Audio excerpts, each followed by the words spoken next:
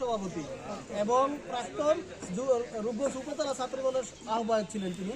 তার নেতৃত্বে প্রায় 150 মতো আমরা যতটুকু দেখি 150 মতো মোটরসাইকেল এবং মোটরসাইকেল যুগে প্রায় 300 বা 350 মতো সন্ত্রাসী বাহিনী সশস্ত্র অবস্থায় আমাদের উপর হামলা করে। আমাদের যে পুরো স্টেজটা আছে, যে প্রোগ্রাম স্থলটা, পুরোটা তারা প্রথমে ঘেরাও করে চারপাশ দিয়ে তারা আক্রমণ চালায়।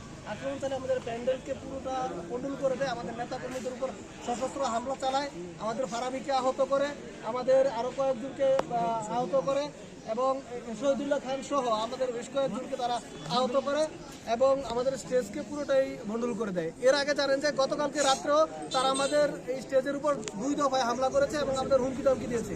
গত 2 দিন যাবৎ আমরা যখন আজকের এই কর্মসূচির ব্যাপারে সামাজিক যোগাযোগ মাধ্যমে প্রচারণা শুরু করি, তখন থেকে আমাকে ব্যক্তিগতভাবে হুমকি দিচ্ছিল এবং আমাদের নেতাকর্মীদেরকে হুমকি দিচ্ছিল। এমনকি আমাদের নেতাকর্মীদের বাড়ি বাড়ি গিয়ে তারা ভাঙচুর চালিয়েছে, যাতে আজকের এই প্রোগ্রামে যাতে কেউ যোগদান না করে, এবং বিভিন্ন নেতাকর্মীদেরকে হুমকি দান দিয়ে আসছে যাতে আজকের প্রোগ্রামে যোগদান না করে।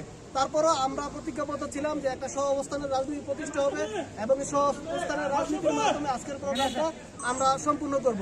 তো আজকে বিকেল 3টা বাজে সর্বশেষ তারা আমাদের উপর হামলা করে আমাদের নেতাকর্মীদের করেছে।